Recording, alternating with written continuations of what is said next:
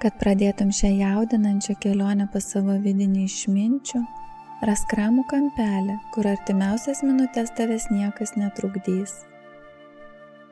Įsitaisyk taip, kad būtų labai patogu, kojos rankos nesikryžiuotų, nugara patogiai atremta, tiesi, bet atsipalaidavusi.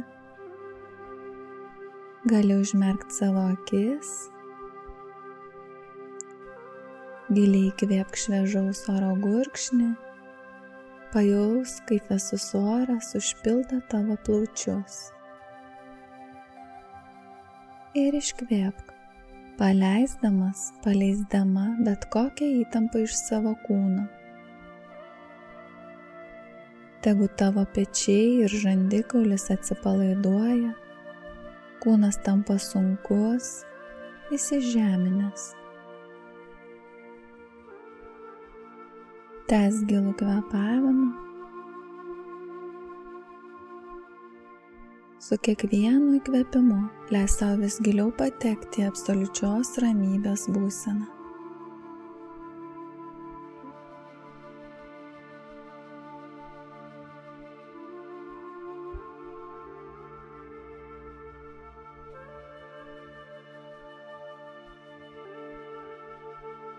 Labai gerai.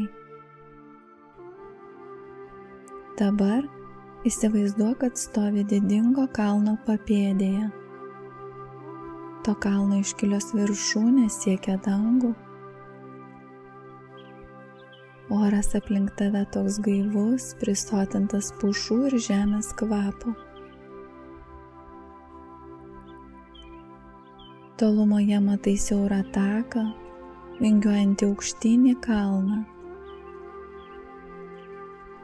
Šis takas kviečia tave į kelionę į savo vidų, išminties, aiškumo, tikrojo savęs link. Ženk pirmąjį žingsnį ant šio tako, pajaus tvirtą žemę po kojomis, grubią uolienų tekstūrą, vietomis minkštą samanų pagalvę.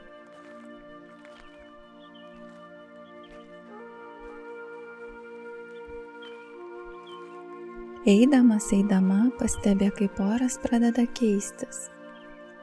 Darosi vis ramiau, vis tyliau. Virš tavęs ore sklando paukščiai.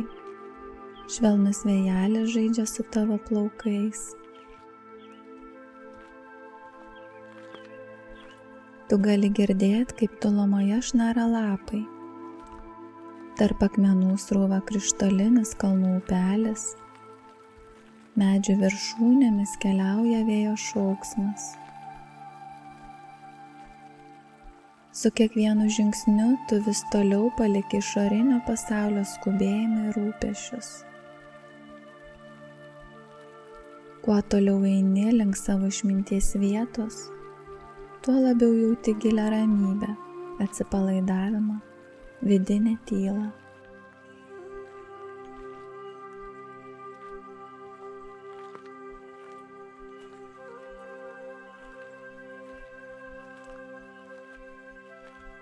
Po kurio laiko siauras kalnų takelis padaro didžiulį vingį. Tu jį lengvai praeini ir priešais tave išnyra didinga senovinė akmeninė arka. Jie apaugusi vynmedžiais. Akmenys taip paliesti laiko, kad regisi čia stovi tūkstančius metų.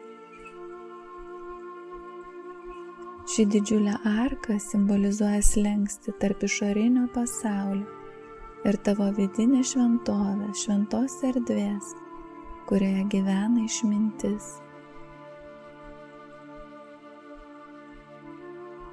Trumpam stabtelk ties šią arką, suvok šį nuostabų momentą.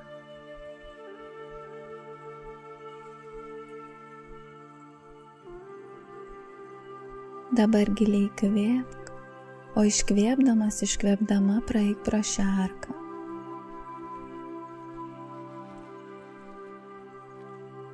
Kai tik pro ją praeini, tave apima absoliučios ramybės jausmas.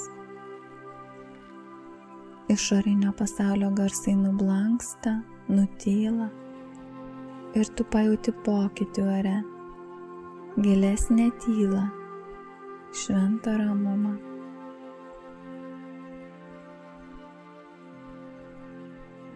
Eini toliau, kol takas tave atveda prie įėjimo į senovinę šventyklą.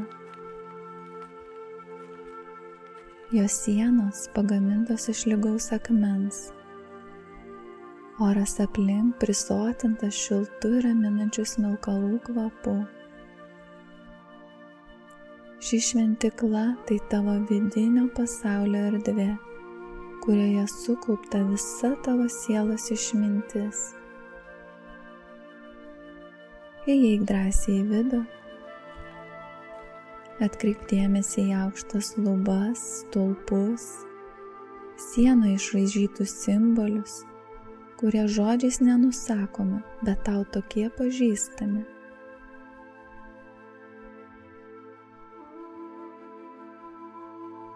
Tu matai pro langus sklindančią auksinę šviesą, kuri paskleidžia lengvus spindulius ant grindų.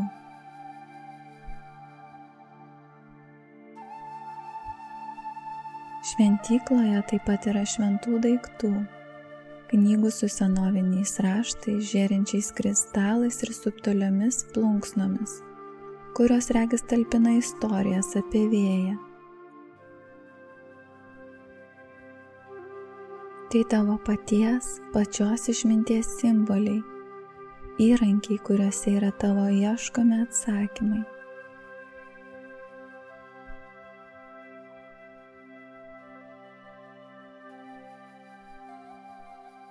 Dabar tu pamatai, kad šventyklos centre stovi neapsakomo grožio altorius, o šalia jo sėdi išminčius, tavo ištikimasis patarėjas.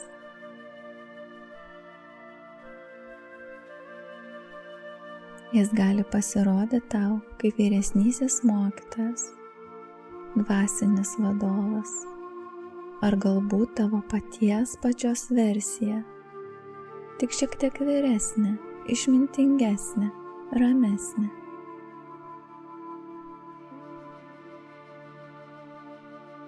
Išminčiaus buvimas nuteikia ramiai ir svetingai. Jis kviečia tave prieiti. Tu žengi kelius žingsnius arčiau ir pajauti šilumą, sklindančią iš išminčiaus figūros, kuri tokia pažįstama, tokia raminanti. Tu atsisėdi priešais ir kai pamatai savo patarėjo akis, pajunti jo gilų supratimą apie viską, apie tai, kas tu esi, be jokio teisimo, jokių lūkesčių.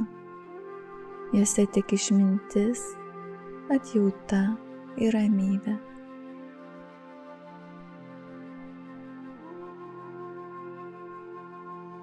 Dabar skirk šiek tiek laiko apmąstyti tą klausimą ar iššūkį, kuris tave čia atvedė. Kame tu nori daugiau aiškumo, dėl kokios užduoties tau reikia vedimo.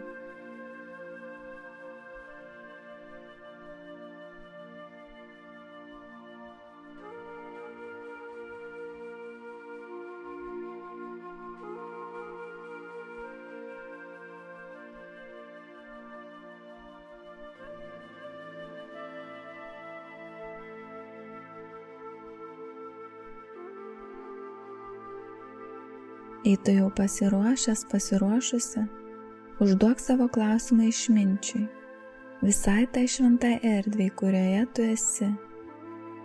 Pasakyk jį garsiai mintyse arba tiesiog laikyk jį savo širdyje.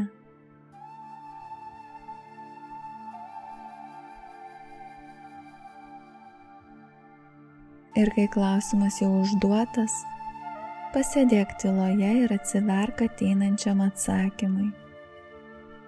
Jis gali ateiti pas tave žodžių forma, vaizdais, pojūčiais, o galbūt giliu žinojimu, ką daryti, Pasitikėk tuo, kas ateis.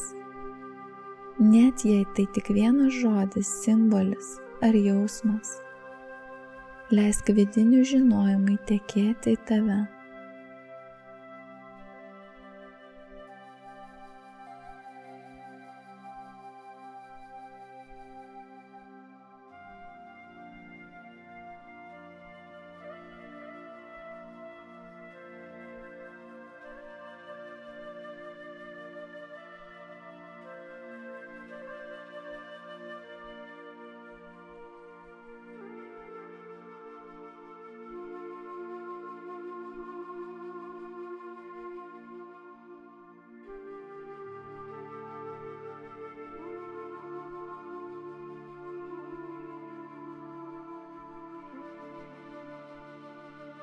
Niekur neskubėk, leisk visai tai išminčiai atsiskleisti ir tave vesti. Ji visada buvo tavyje ir laukia, kol atversi ją duris. Ir tu bet kada gali grįžti savo vidinę šventyklą, pas savo sielos išminčių patarėją. Kada tau tik reikia aiškumo, ramybės, naujų įžvalgų situacijoje.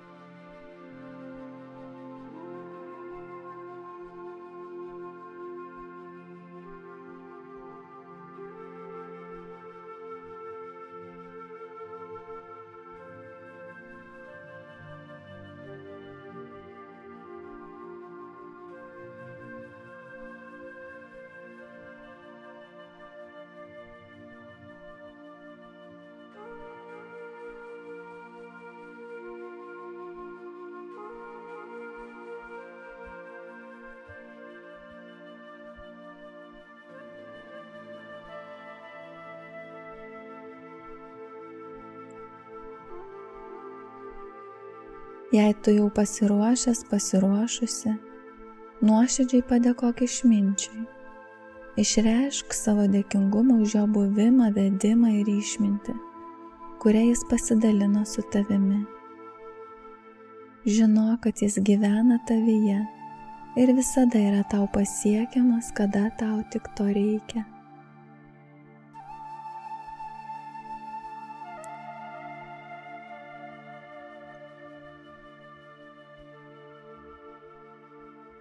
Dabar palengva atsikelk ir palik savo šventyklą su lengvumu, aiškesnėmis mintimis bei susikaupimu.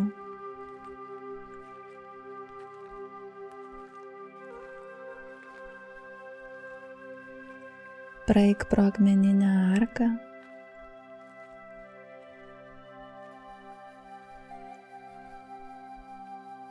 Ir kai tu peržengi šį slenkstį, išsineši su savimi visai gautą išmintį, supratimą ir žinojimą. Dar kartą pajaus, kaip tu eini atgal siaurų kalnų takeliu. Vėl atkreip dėmesį į žemę po kojomis, lengva vėjelė glostanti tavo skruostus. Išgirsk aplinkinio pasaulio garsus. Kiekvienas tavo žingsnis sugrąžina tave į dabarties akimirką, į čia ir dabar.